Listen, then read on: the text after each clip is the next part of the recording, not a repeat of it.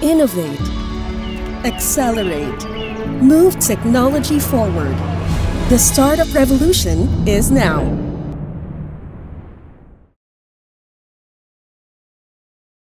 Good day, everyone. Welcome to today's session, Building the Next Tech Giant, Capturing Opportunities in Tech, a session by Embiggen Innovation Institute for this year's Philippine Startup Week.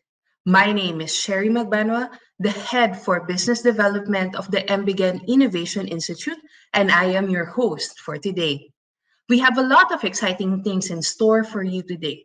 For today's session, we will be talking about how you and your organization can seek opportunities and capture these to make your companies and organizations more competitive in this fast paced, dynamic, and modern world. But before we start, who or what is Embiggen? May I call on Bien Herrera, Business Development Officer, to tell us more about Embiggen. Bien? Thank you, Cherry. Hi, I'm Bien from Embiggen, and here's just a quick little intro of what we do at Embiggen. So, for context, globally, there is never ending industry disruption. When we think of companies such as Uber, Grab, Airbnb, Gcash, and now Maya, these are all prominent companies that have been disrupting very traditional industries: mobility, housing, and finance. And it's this type of industry disruption that is bound to happen in each and every industry, no matter where or how safe they think they are. And the pandemic has only exacerbated the extent of how innovation, even in its most bare sense, is essential for survival and growth. And when we talk about innovation, we're talking about the ability to build new businesses again and again and again. Digital innovation, as we know it, is great, but it's only the starting point towards more transformational innovation. And the first step to achieving all of these is being able to enable a culture within your organization to have that mindset. That true innovation is the most disruptive and transformational. And oftentimes, it's not just working on your core business, but also reaching out towards new verticals. Being able to have that balance of focusing on your current core business along with the skill of managing a completely new venture is essential now to be able to hedge against disruption and find your new core business. And for those who want to innovate, the question is, do they have the right mindset, skill set, and execution for this? Yes, the intent is there, but how capable are they of actually bringing all these ideas into fruition? Because successful innovation requires more than just the willingness to do it. It requires an agile mindset to be able to think quickly and iterate, a skill set of experienced venture builders and entrepreneurs with corporate experience, and the execution capabilities to do this quickly, quietly, and with capital efficiently.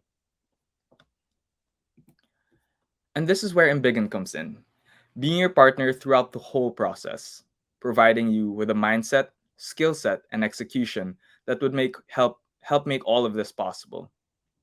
Embiggen is a corporate venturing and innovation group. Corporate venturing means we help companies either build startups or invest in startups. And as an innovation group, on the other hand, we continue to provide our innovation consulting services to foster a common innovation language and practice within your organization. We are founded by a team of industry leaders and experts on venture building, innovation, and strategic foresight. And our lecturers are no different, having amassed tons of invaluable knowledge on innovation management and leadership through their best in class education and their experiences having worked in the top companies in the world. We've achieved a lot in the past 2 years, and there's no sign of slowing down. A couple highlights would be launching the first corporate innovation program in the Philippines with the Asian Institute of Management, as well as being the exclusive local partner of the Global Innovation Management Institute. And we've partnered and worked with several of the largest organizations locally and internationally, and have consistently prioritized delivering value to them. And we at Embiggen believe that through innovation, we can solve 100% of the world's problems. Through combining corporate expertise with transformative innovation and the startup mindset, problems such as mental health, climate change, food, water, financial, and educational access can all be solved. And it's really about having that entrepreneurial spark to build these ventures that would solve the world's most pressing problems. And we're with you throughout the entire process, from thinking to doing, from zero to one, 100% focused on executing growth. From establishing your own innovation culture throughout your organization to building the capacities that would enable you to successfully execute all these new innovation initiatives, to actually building and creating these new ventures with you. For innovation consulting services, we begin with our Embiggen Innovation Institute, where we establish a culture of innovation within your organization. We do this in a couple of different ways. First is through giving your key members an opportunity to be a certified innovation professional through our Jimmy program. Aside from that, we also provide workshops and boot camps for executive members of your organization in order to build the culture from the top and have a trickle down effect on the company. And lastly, we also provide innovation learning sessions as a more openly broadcasted learning opportunity for the entire organization to partake in.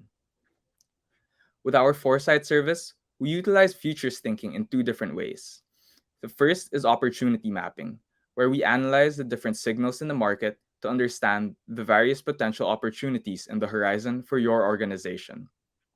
The second would be foresight driven strategic planning, where we guide organizations to see various potential futures where they could undertake these, prioritize these, and create a roadmap of strategies on how to achieve these.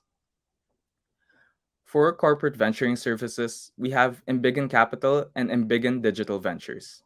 At Embiggen Capital, we help corporations invest in startups, helping build your investment strategy to due diligence, deal flow, all the way to portfolio management and exit. At Embiggen Digital Ventures, we help corporations build their own startups from the ground up, starting with the ideation sprint to incubation, acceleration, and scaling. So we at Embiggen are fully committed to being with you every step of your innovation journey, providing you with everything you need throughout the process, from setting your innovation culture all the way to building your next core business.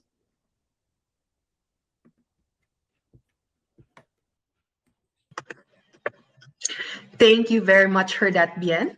We at the Embiggen Innovation Institute empower individuals and organizations to be innovative and competitive through learning and development initiatives, and of course, to bring you a glimpse of what we offer. Okay, not just from this introduction, we will be having a lecture on how you and your organization can capture opportunities, which can lead you to become the next tech giant, delivered by our Institute's managing director himself.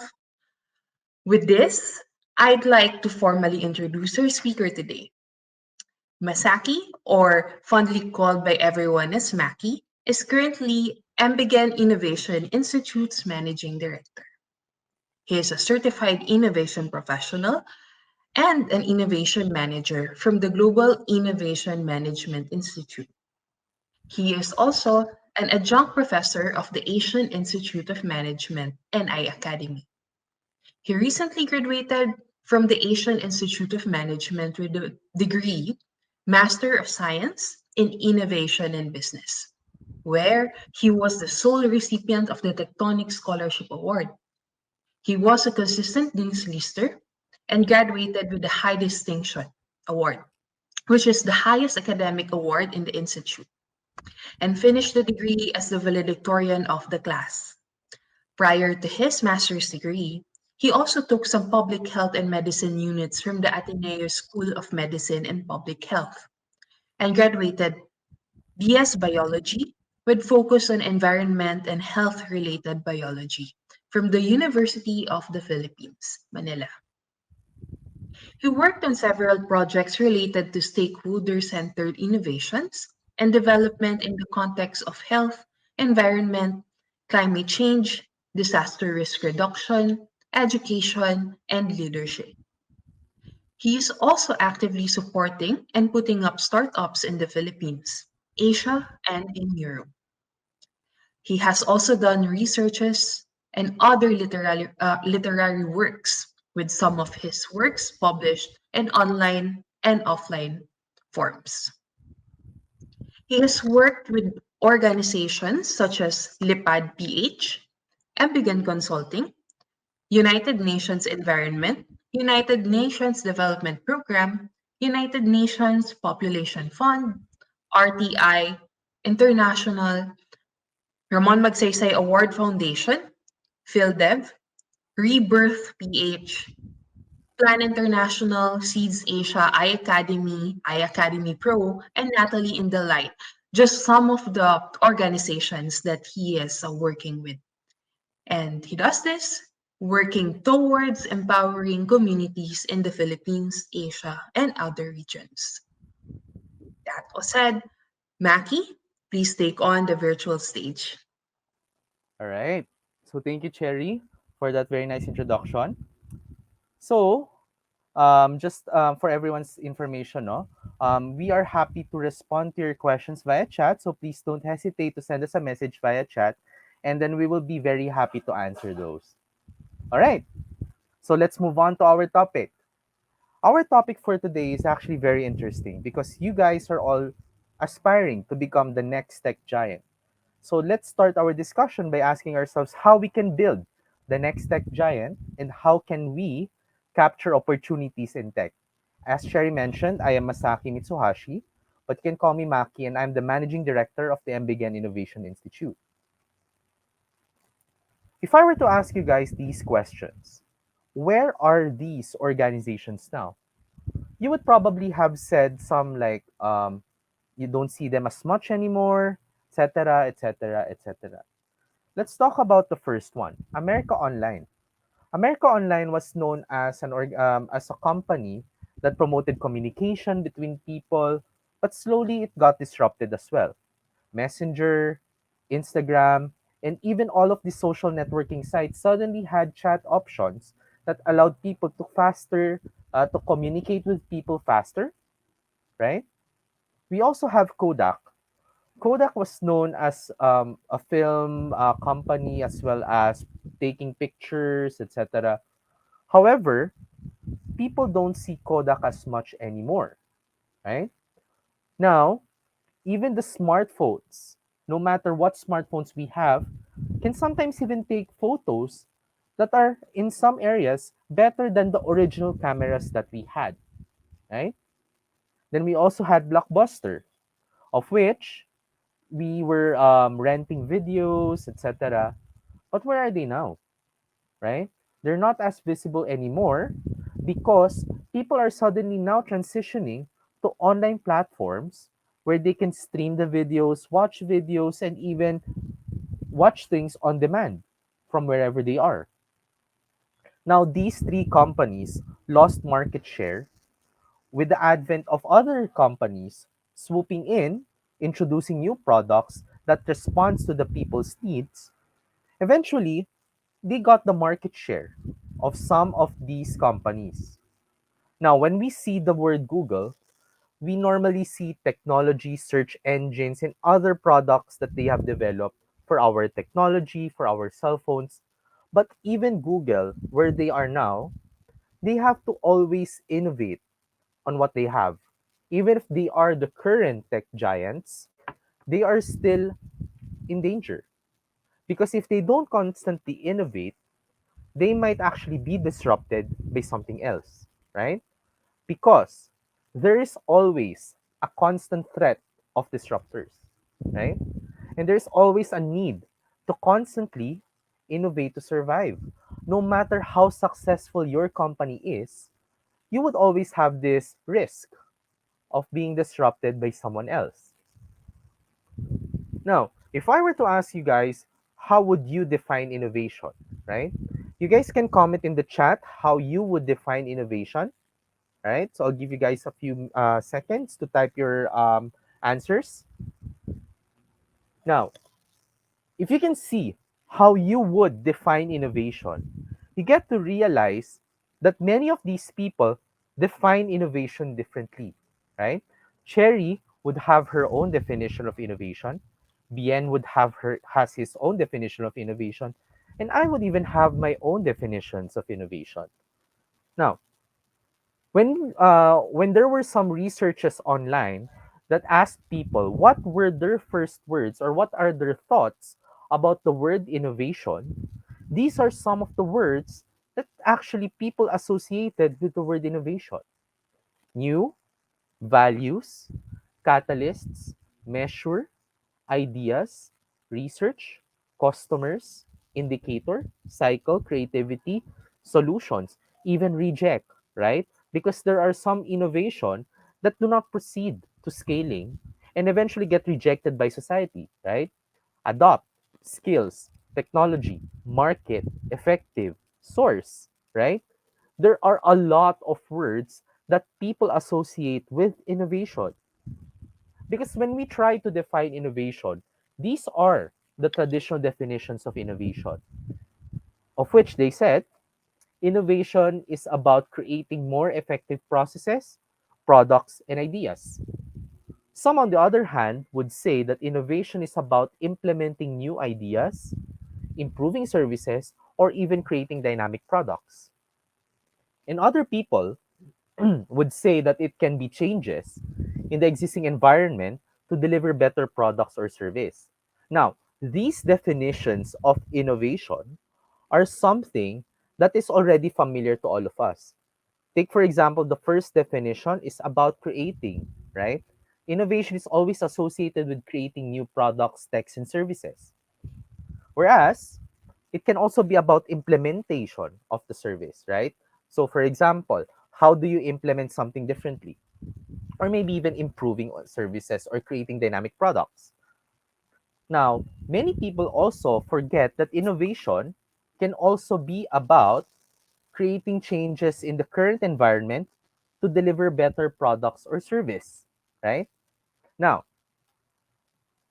in the Global Innovation Management Institute, we actually define innovation differently.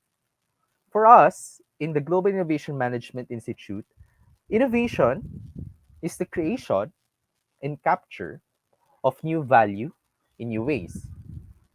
Now, the creation part is something that is already familiar to all of us. However, innovation also is involved with the capture, right? As long as it is something new to your company, right? You can even borrow from different industries or geographic regions. But the point is, innovation isn't simply about the creation, but it is also you capturing the market. Because that is what sets innovation apart from an invention. An invention is simply a creation that does not capture the market. However, an innovation is an invention that captures the market. And that is one thing that we would like you guys to remember as future tech giants of this country.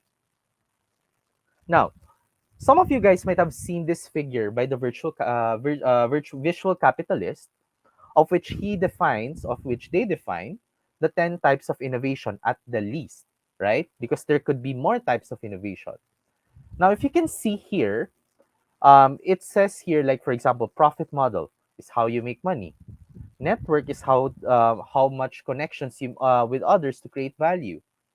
Structure, how you align your talents and assets within your companies. Process, the superior method for doing your work. Performance, distinguishing features and functionality of your product. Complementary products and services, of which this is a product system. Services, which are the support and enhancement that surrounds your offering. Channel, on the other hand, is how your offerings are delivered sorry, to customers and users. You also have brands, which are the representation of your offerings and business. But even customer engagement is also an innovation type, wherein it is the distinctive interactions that you foster. Okay? Now, when you summarize these 10 types of innovation, you can actually make a wheel of innovation, of which you can actually group these together. You have configuration, you also have offerings, and you also have experience. Now, when you take a look at these three major types of innovation, the offering is something that we're all very familiar. However, innovation can also come with the experience that you give your customers. It can also come with the innovation that you bring to the company in the context of the back end, like your profit models, your networks, your structures, your business model, in short, which goes to tell you that your ideas, no matter what they can be an innovation that will bring your company to become the next tech giants, right? Now, innovation can actually start from anywhere. Innovation can start from within your companies, right?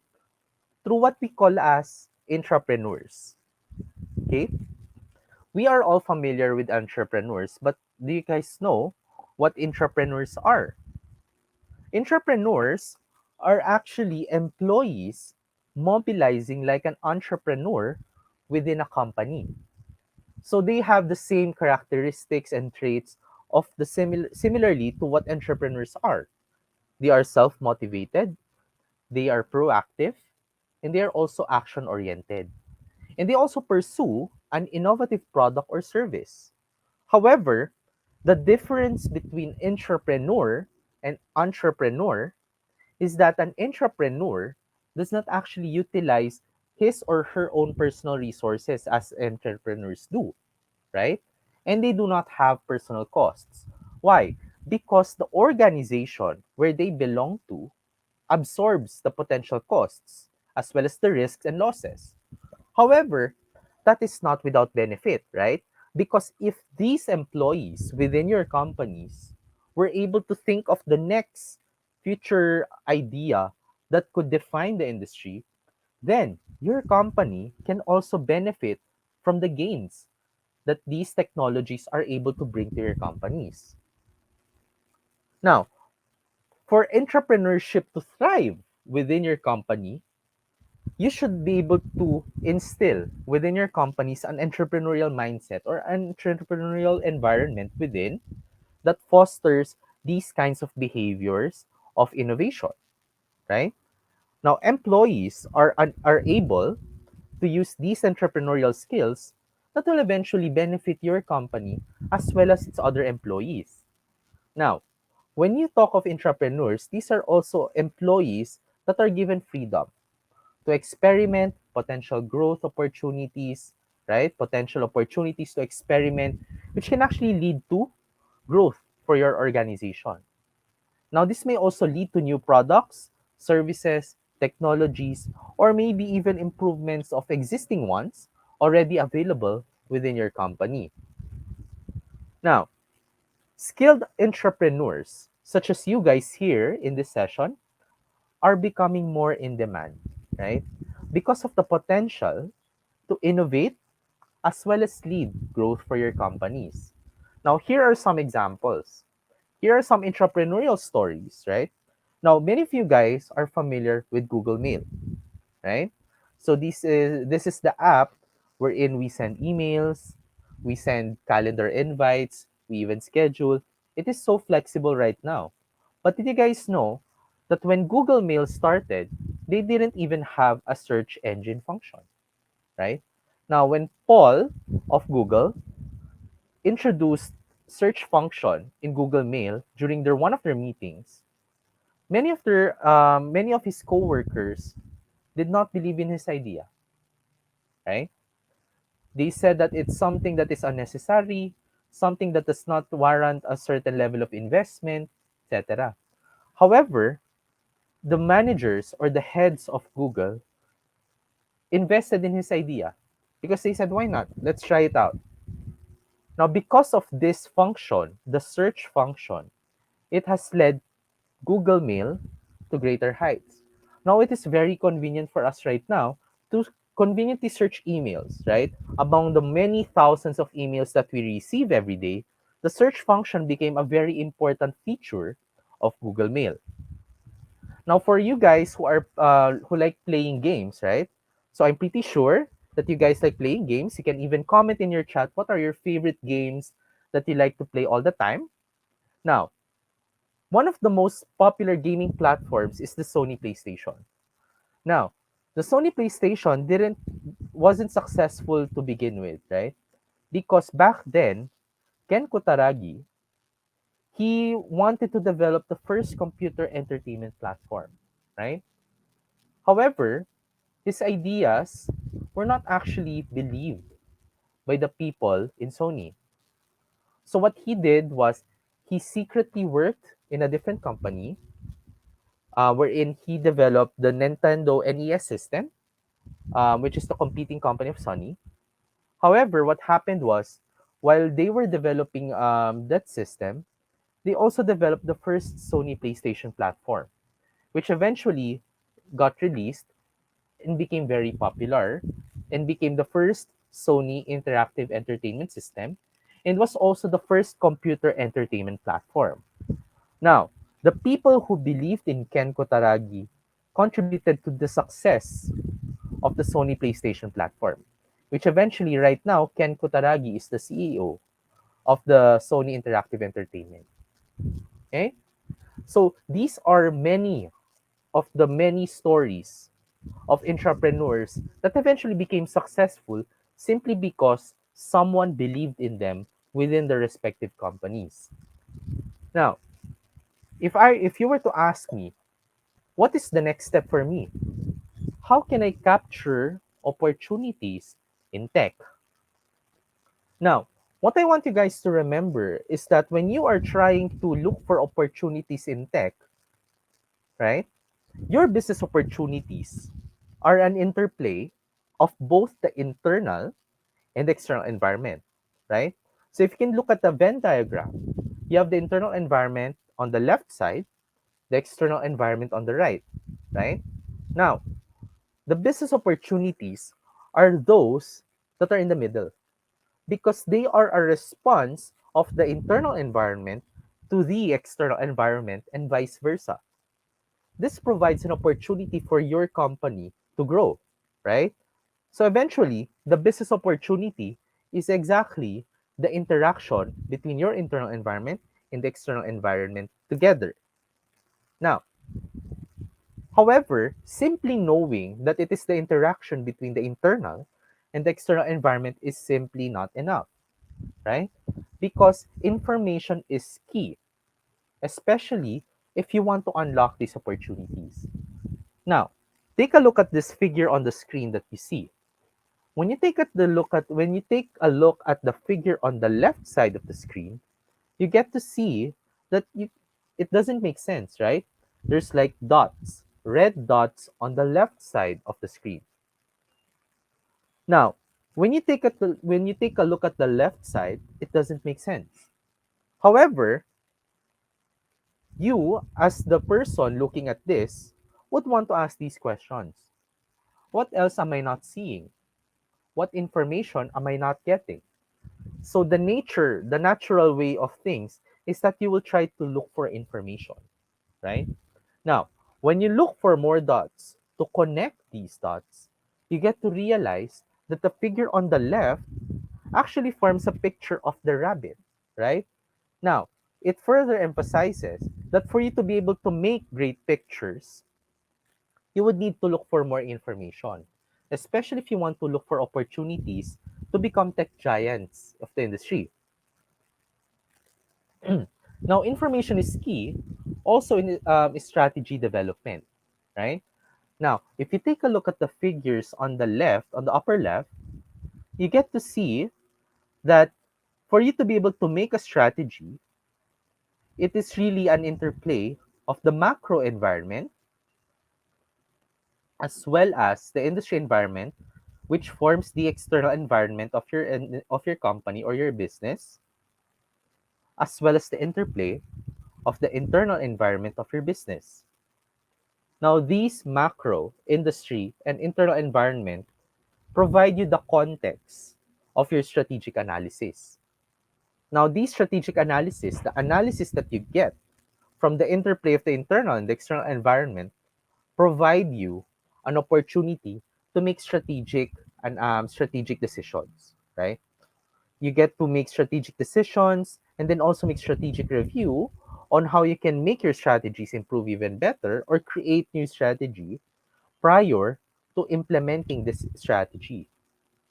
Now, other references also emphasize that your business environment, the strategy, is an interplay of the internal analysis and the external analysis. Now, in Jimmy, when you take a look at how you can develop innovation breakthroughs, it says here that you take note of the emerging and sustaining trends, simple and proven business model, basic human needs, as well as the combination of all, right? Your combined capabilities to wow your customers and build barriers to entry. Now, these three things tell you different frameworks. However, it tells you the same thing, that it is really how you interpret both internal and external environments of your company. Now, how do you get information? So we talked about getting information. Now, you can collect information across various areas. So there's three elements here or three dimensions, right? So you have your company, right? Then you also have your value chain. Now, obviously, you're not the only ones operating in that industry. So you would have your competitors, right? Now, your competitors and also other companies that are not necessarily your competitors, but also contribute to your particular growth are what we call as adjacencies. Now, many of these people also forget that you also have a time element to this: the past, the present, and the future. Now, all of these elements, you can get information from this, right? However, simply getting information will lead you to this disorganized information, right? You have these thoughts, which doesn't make sense. However, you organize these information to get you information that gives you insights, of which you process this information for you to find opportunities where your company can potentially grow. Okay? Now, for you to be able to assess the innovation state of your company, we will have to take a look at the internal and the external environment of your company, right? I could not emphasize this enough. But where do you get these kinds of references? You can get your information from various sources. Internally, you can take a look at the company's resources. Also considering both intangible and tangible resources, right? So, for example, tangibles are your assets, your existing physical assets, your human resources, and other resources that your company can potentially touch. However, there are also intangible resources that your company should consider. Take, for example, intellectual property, which covers your patents, which covers your utility models, your um, your designs, your trademarks, etc. So those are intangible assets that your company can also leverage on. Now, those are internal resources, but you can also have externally sourced information, which you can get from your competitors as well as your powers of observation. Because you can actually observe these trends, which you can get from consumer trends, right? Your value chain, and also other entities and adjacencies that you can also potentially consider when you're talking of the word innovation, right? Now, let's take a look at the first part, which is your company. Your company, you should be able to take a look at the whole picture of your company. Now, you can take a look at, for example, the market. Try to assess yourselves now. Who are the company's target market or the user? What problems or needs are you trying to address? what experience do they wish to give your customers? Okay? Now, you can also take a look at the delivery. How you deliver your particular service, right? You can also consider here, where is your company located? Are you located in a very economically rich area, right? Or are you located more in a business district, etc.? When do you usually offer the service? Are you usually offering the service in a particular season? Take, for example, Christmas. Do you usually offer the service or at least the product during Christmas season? If not, when? Right? How do you reach your customers? What are the channels that you normally use to reach them, right? So do you reach them through your billboard ads, through your advertisements, or maybe even social media channels that your company is actually using at the moment? Facebook, Instagram, TikTok are some of the common channels that people normally use to deliver their particular information service. Now, you can also take a look at the offering. What products or service is your company offering? So this is already somewhere you guys are most familiar with. This is when you offer the products or service that you think of. But of course, you can also consider what are the systems in place to deliver the offering, right? And what kind of brand do you have? Because normally people forget that you are also offering your brand to your customers when you offer your product or service, because your brand is your promise of value, right? This is the promise of the quality of service that you offer your market. Now, you also have these productions, right, of how you produce the particular product or service. Now, for you to be able to do those, you would have to need some technologies and assets that should be in place for you to be able to produce the product or service. But this also covers what processes are present for you to deliver the offer. Now, business models are also observation points. What are the pricing models in place, right? Are you a subscription model kind of business? Are you a more direct selling kind of service? Now, you can also ask yourselves what networks or partners are being tapped by the company, right? Now, that is your company. What you can also do is take a look at what your competitors are doing. Now, similarly, when you take a look at your competitors, you take a look at the same type of information. The market, what is their market? How do they deliver the service? What are they offering to the market? How do they produce their service? And what is the business model that they consider when they are implementing their business? Now, what I want you guys to remember when we talk of your competition is that you should be wary of your direct, usual, as well as your indirect or unusual competition. Now, what is an example of being wary of your direct and indirect competition? Take, for example, the coffee industry. Now, when I ask you guys, no, sige, if I were to ask you guys, what is your favorite type of coffee? You guys can comment in the chat and we'll be happy to, share with you if we share the same interests in coffee, right? So take for example, when we talk of coffee, right? These are when you talk of exclusively selling coffee, you get these kinds of companies in mind. Some of you guys would say Starbucks, some of you guys would say Seattle's Best, and some of you guys might even say the Coffee Bean and Tea Leaf Company. However, when you think of these companies, these are companies that are directly competing with one another. So you call them these usual competitors or direct competitors. However, McDonald's is a fast food industry, is from the fast food industry. Dunkin' Donuts is also on a different industry. They sell donuts. However, the market also developed, right? Now, people want coffee that is not the instant coffee variant. They want um, premium coffees, but sometimes they can't afford the premium price that the Starbucks, Seattle's Best, and Coffee Bean offer. So what do? McCafe is McDonald's is specializing in fast food, which is also cheaper, as well as Dunkin' Donuts.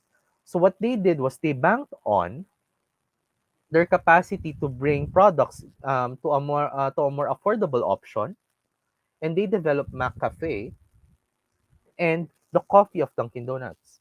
So what happened was, because they were able to answer the needs of that new particular market, they were able to get market share from the coffee industry.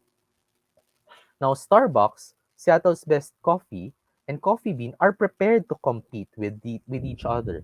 However, they needed new capacity to compete with the new entrants who are unusual competitors, which now include McCafe of McDonald's as well as the coffee of Dunkin' Donuts, right? So it is definitely very important that you are wary of not only your usual competitors but also the unusual ones.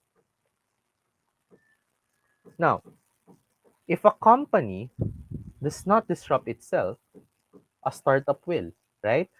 Remember our examples earlier about Kodak, about Blockbuster, about American Online, and even Google, as well as the different companies that I mentioned earlier in the coffee industry.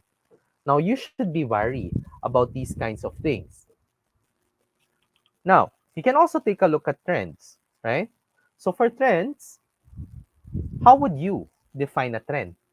Now, defining a trend is simply general direction or movement or anything, right? However, you can also define trends as the prevailing tendency or inclination. But when you talk about business, trends can be defined as what is hip or popular in a particular point in time. Now, it can also be about a general development or change in the situation or in the way that people or groups are behaving. So it is very much dependent on the behavior of the people that you're targeting. You can also talk about trends when you talk about observable matters through a time element. It can be in the past, in the present, or maybe even in the future. But what is more important in this discussion is that you can observe trends with your consumers, with your partners, and even the other players in the value or supply chain. If I were to ask you guys these questions, I'll give you a few seconds. What are some entertainment trends that you know? You guys can comment in the chat for you to be able to identify what are the some entertainment trends that you know of, right? So most likely, we will be able to see some examples, like for example, TikTok videos, Korean dramas, Japanese dramas, Thai dramas, etc. But what are your trends that you know? Here are some of the popular entertainment trends that you can consider.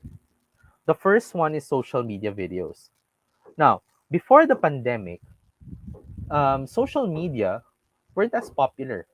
However, because the pandemic forced you to stay at home and not leave as much, you are left with applications that allow you to browse despite you being able to, or despite you being stranded in a particular area. Now, what happened was, because of the whole social isolation kind of thing, suddenly these kinds of social media videos suddenly increased in terms of downloads. Now, if you might observe the figure on this one, you get to see that the trend continuously increased, albeit it gets slower. However, it does not discount the fact that it still increases over time, right?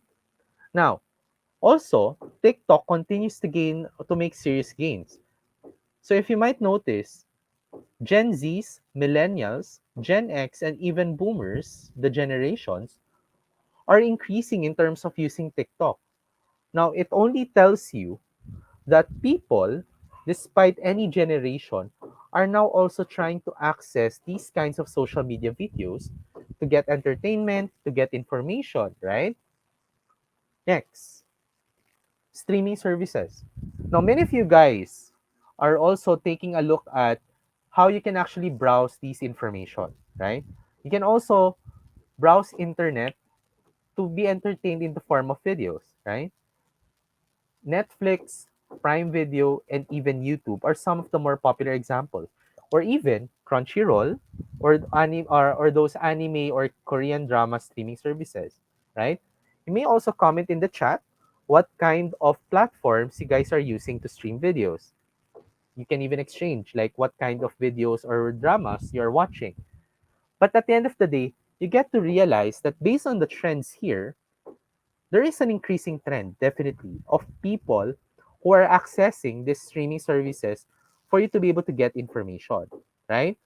So you notice that online TV, the trend is also increasing over time, whereas broadcast TV is slowly decreasing. Now, music and podcast are also similar. You get to realize that people are not simply just listening to music right now. Even podcasts are becoming very popular. And people are listening to this, may it be Gen Z, millennials, Gen X, and even from the boomer generation. Many of these people are slowly also listening to these kinds of musics and podcasts when they want to get entertained without the need to see videos. Cloud gaming. Now, many of you guys are are gamers, right? And many of you guys are playing online games, of which it is also increasing over time.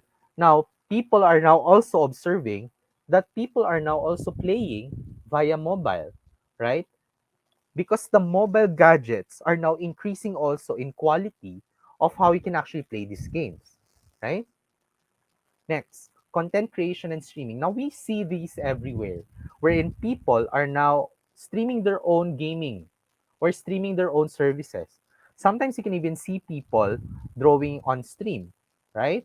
Or also even showing their new products and services, wherein they are streaming their services to get more subscribers or to get more funding for their new products or service. Drama, and TV series. You can even comment via chat what is your most favorite kind of series that you watch at the moment, right? Like, for example, my mom, she likes watching these kinds of series Crash Landing on You, Goblin, and sometimes I, on the other hand, I like to watch these kinds of series Big Bang Theory, Walking Dead, etc. And I watched a lot of this over the past years, right? It has become popular as well. Now, these are also some of the trends that we have observed, right? So, artificial intelligence, sports, online dating, events apps, photo and video editing, social media marketing, and some of the other trends that you guys are commenting via chat, right? Now, let's talk about value chain and adjacencies. When you talk of value chain and adjacencies, you can view observation points. You can check your businesses. What kind of suppliers, what kind of governments and regulators, your other partners, or maybe your other networks and partners, and what are they doing differently?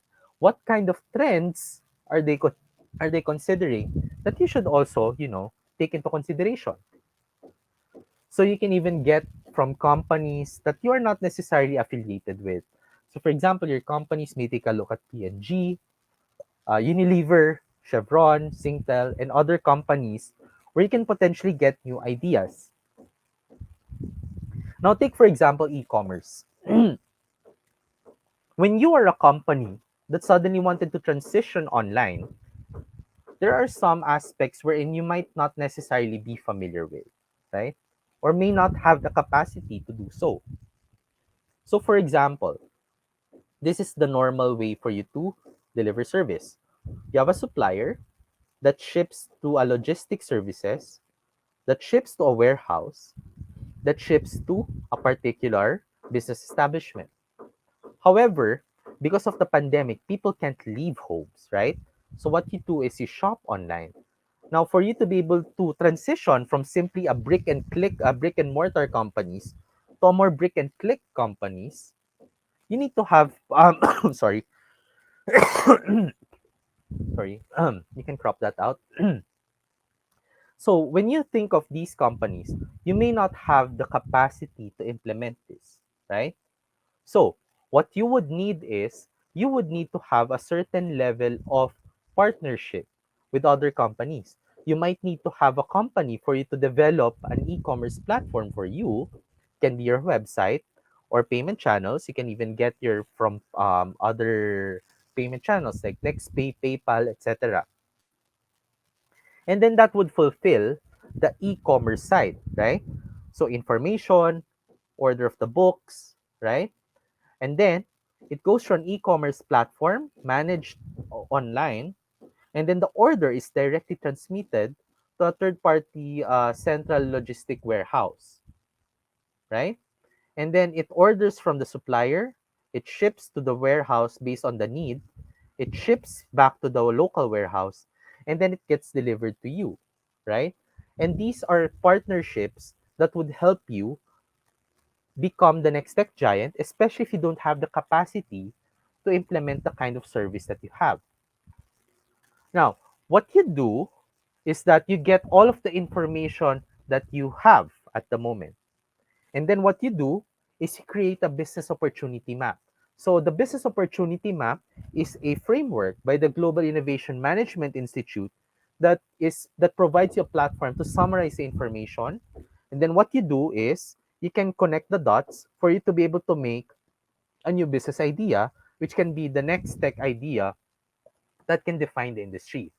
The information that you get can look something like this. So the information is combined together until you're able to make a certain framework or at least a certain group of idea that can be the next business idea. Now, how do you develop the next tech giant? You don't just generate, you evaluate ideas.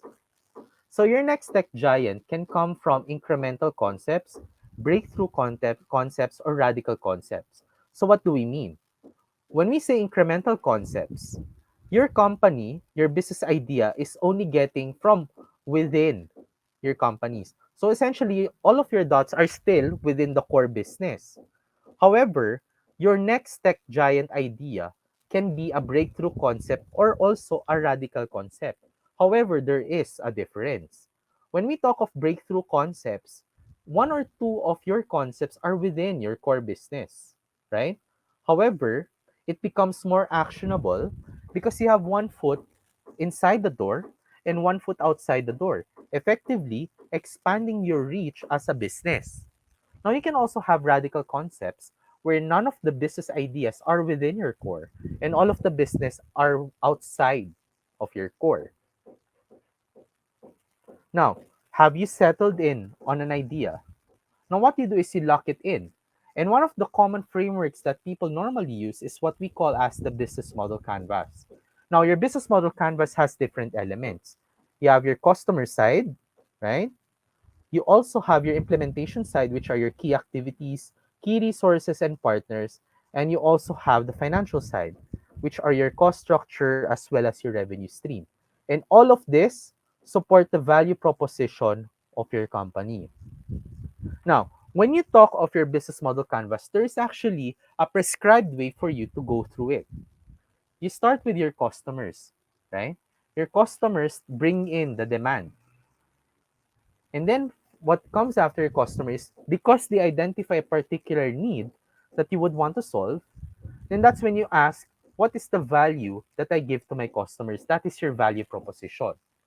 Now, once you have your message, which is the value proposition to your market segment, how you reach your market segment would depend on the type of channel that you're tapping.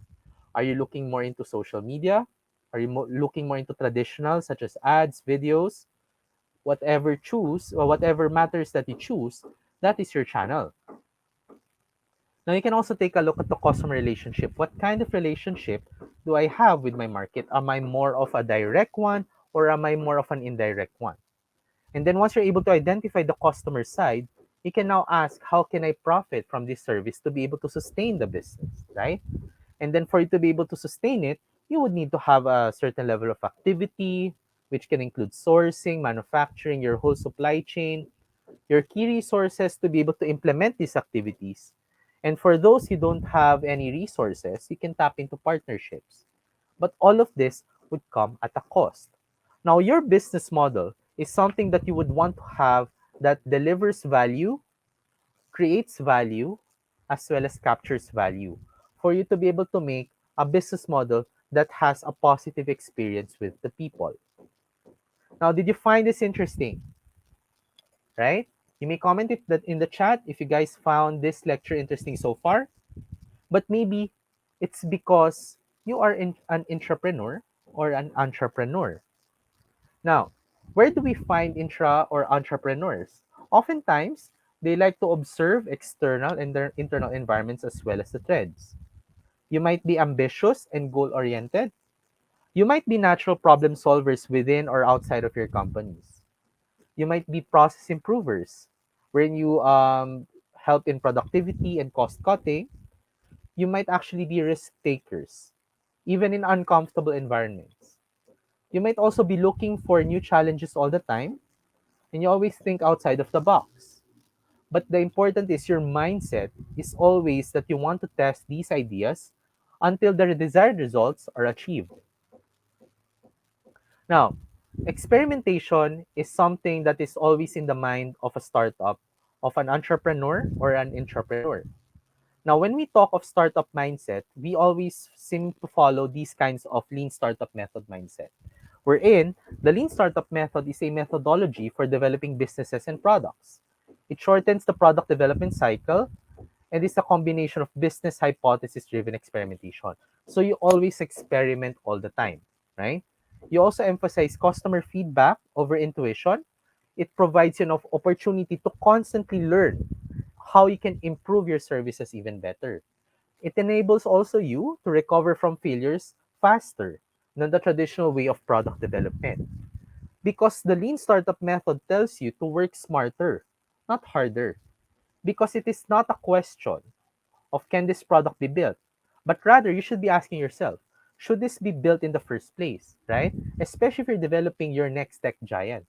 Because by the time wherein you always learn, no? So by the time that the product is ready to be distributed widely, you would have already a solid customer base, right?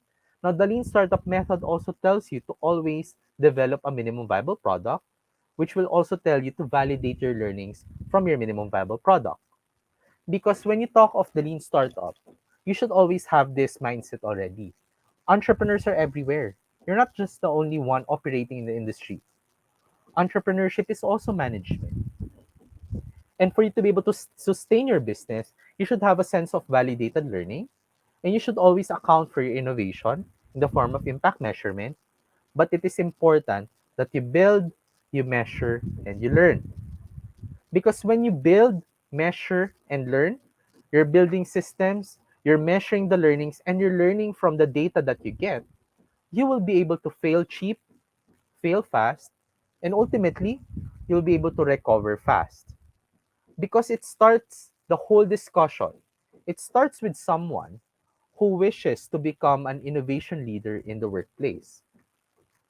And that innovation leader could be you, right?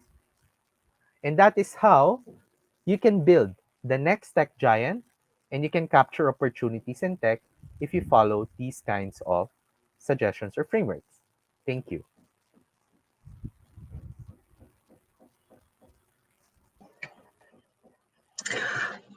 Thank you so much for that very insightful presentation, Maki. And I would have to agree, there's actually a lot of things that I have noted from your presentation, but probably it's worth echoing. That reminder, that first, one of the first parts of your presentation that actually dealt with how important it is for companies or organization to not stay stagnant and to always consider like what's next for me, because I know it is like a given for everyone that it is tough for startups to actually survive. I think it's not a secret to anyone. Much more to thrive.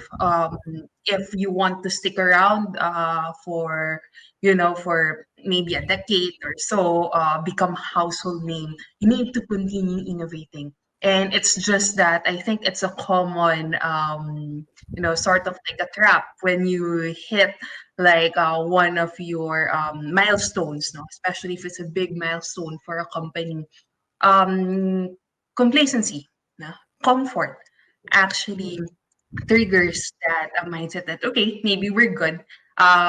Usually people would say, "Why fix it if it ain't broke?" Right? But if you are in the innovation, industry, or in this kind of environment, you can just sit there and not explore what's next for you, and I think that is also where we come in, where the Embiggen group comes in, is to also make sure that companies and organizations would not stay complacent, would always be on the lookout. Like even for the Embiggen Innovation Institute, we offer this like futures thinking sessions, which by the way is something that I would like to invite everyone to also check out with us. Or why is it very important for us to or for companies and organizations to actually invest in their employees, their innovation leaders, what Mackie called entrepreneurs earlier, na? Because you need innovation leaders within your companies who will give you like solutions that are probably usually from the ground, because it's them who knows, deals with customers, who actually talks with your partners. So they are exposed out there, and maybe it's time to listen beyond that mancom or the board members. You need to sit with your employees, different divisions of your company, identify your innovation leaders, your entrepreneurs, no? And invest in them to become like a certified innovation leaders, for example, or professionals, which is something that we also like offer here. But that aside, in general, I think those are things now that what I got from like Mackie's like presentation is like very important as well, because all of those like frameworks, concepts that Mackie presented earlier, that's just an introduction. There are other ways for you to approach, from ideation, inciting, and even your implementation. There are different approaches to this as to how you can maximize the talent that you already have inside your company.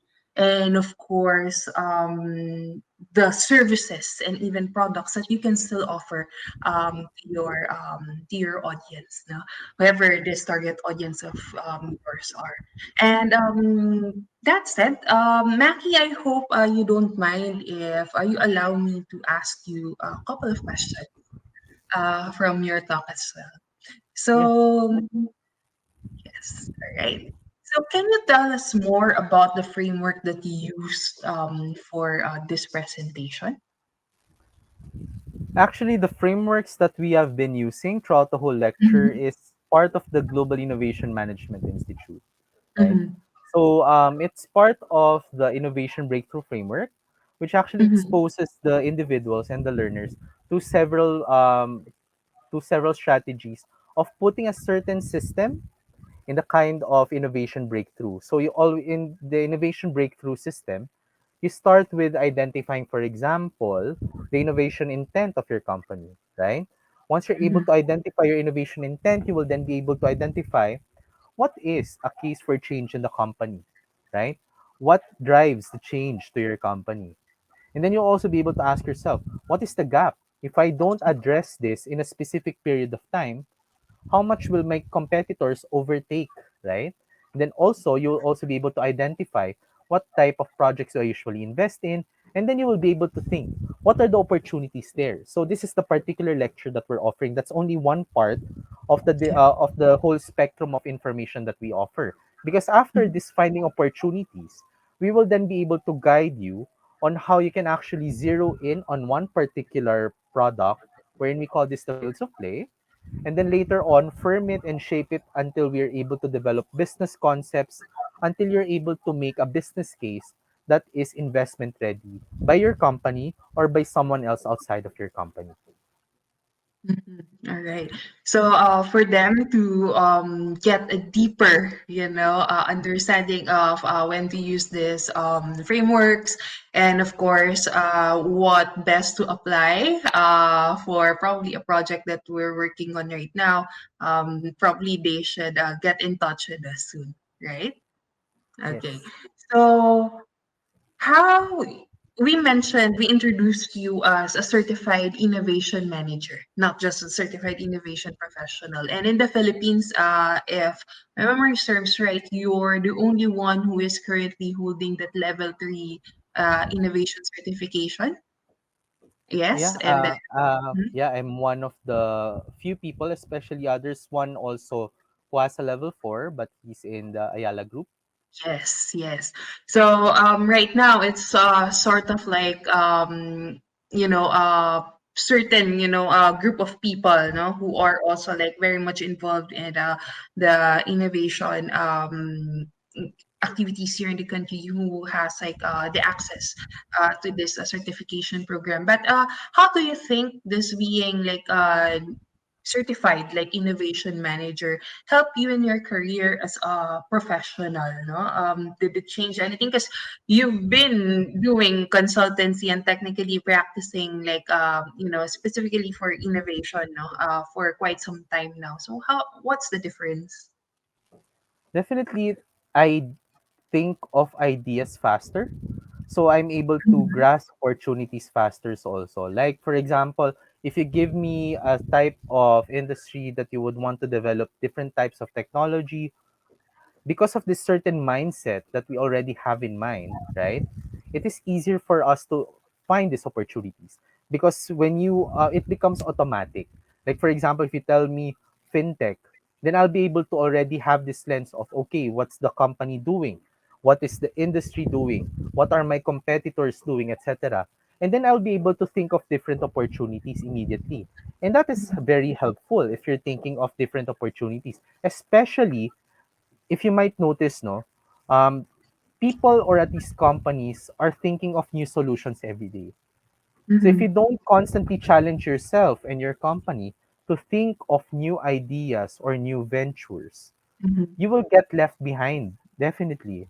And if you always have this mindset that where I'm currently at right now is okay because it delivers money to the table. Yeah. However, not all of this is permanent, as is nothing is permanent. So therefore you always have to constantly grow as well. You're not only growing your company but also growing as an individual.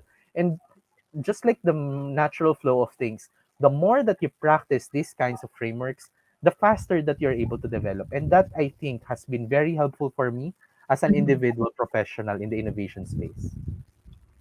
Yes. And I like that you mentioned about like identifying opportunities because whenever we have discussions, no, or whenever we hold like webinars, we tell our attendees that, you know what, ideas are dime a dozen. Probably the next person you meet on the street, you can ask them about like an idea. But what would set you aside? No, not everyone who has an idea is an innovator, and not all, you know, um, amazing ideas can lead into like a breakthrough innovation. And I think that's where all this frameworks, all this proper concepts comes in, and even the training and the guidance even that can be offered, no, or extended to our of course our audience here today. And in that said, we have been talking about like complacency and why you need to keep growing. Aside from this, what do you think are the common like pitfalls of those who are in the startup? Whether you are new or whether you have already launched successfully, and so on. What is the common like pitfalls or like challenges do you think that everyone should like watch out for and prepare for? I think, well, one is if you're too complacent, that your idea is something already that's, defining the industry. Because you never know that something or at least someone might already be thinking of that same idea. So one of the things that you should be forgetting is someone else, right? I mentioned this earlier that you're not the only entrepreneurs there, right? So Mhm. there are other entrepreneurs in the field who might actually be thinking of the same thing. It's just that you guys are in the same phase where you're still trying to fix the idea before to grow, etc. So that is one pitfall that you always try to assume that you're the only one thinking about this idea. So Yes. it's not simply just about you, but you also have to make sure that you remain competitive. So you always try to, quickly release it into the market, apply the lean startup principle wherein you're only releasing what is important, which is the minimum viable product. And then you'll slowly grow from that kind of learnings before you actually scale these ideas. And another pitfall that I think was observable in the different startups that I have been consulting with is when they feel that they're limited by money, right? So Right. definitely, it's one thing that startups are, telling you there's no money, there's no money. But when you think of the whole thing, no, I mentioned this earlier that you are not the only players in the space. It's still the same thing. You're not the only players in the space. In fact, you can even partner with some organizations as part of your key partners. Because remember that for you to be able to implement these activities, it commands a certain level of resources that you should have. However, realistically, you don't have all of these resources. So therefore, you have to partner with some other organizations that have the capacities that you don't have for you to be able to grow until you're able to scale. Mm-hmm. All right. Thank you so much for that. And Mackie, for me, this is my final question to you. And of course, I would like to leave everyone with, some insights. Now, what do you think uh, is the future of the innovation or the startup ecosystem in the Philippines? Let's talk about 3 to 5 years. In 3 to 5 years, actually, what I like about the whole system right now, no, is innovation before was mostly associated with elite companies. It's mostly associated with those who have the resources. Yes. However, right now, because of the many efforts of organizations, like for example, Embiggen, and also Kubo and the organizers of this Philippine Startup Week, they are able to bring down innovation to concepts that is understandable to people. And that really Yeah. helps because the more people that we are empowering to become innovators, the more solutions that we can potentially have to the different problems. And I'm very optimistic that because of these efforts by the organizers of Philippine Startup Week like DOST, DTI, DICT, and Kubo, as well as with the partnerships with Embiggen, if we constantly do these kinds of things, we are creating an army of innovators that can potentially think of new ideas, new technological solutions that can generate not only jobs for the people, but also a better life for different people, a better life for everyone through our tech giants that we are developing with these kinds of programs. Mhm.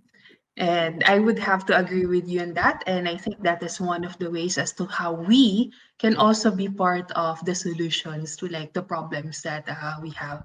And being in the Philippines, I think we have still a lot of things that we can definitely work on. And we need all of you here today to of course step up, bring those ideas with you, and help us take not only the innovation ecosystem of the Philippines, but of course the nation itself, to the next level.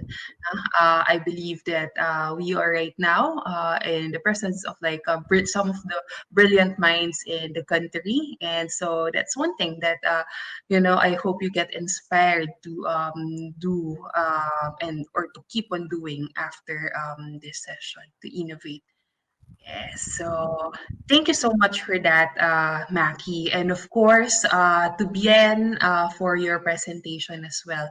And to everyone here, I would like to invite all of you to ask questions. We have here a question and answer box, or you can leave us some comments through chat, and we will be happy to answer those questions for you. So thank you so much, everyone. And again, please don't,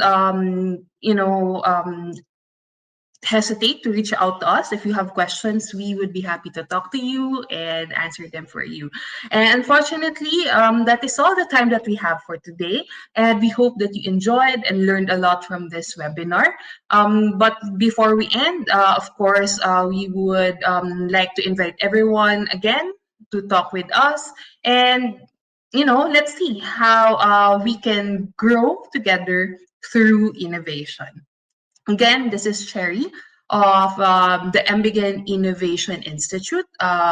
Feel free to connect with us. I believe my email address was streamed earlier, and we can talk about the opportunities that you may explore with the Embiggen group. Our emails and socials are on the chat, and we look forward to communicating with you soon. And again, thank you so much, and you all have a great day ahead. Ingat.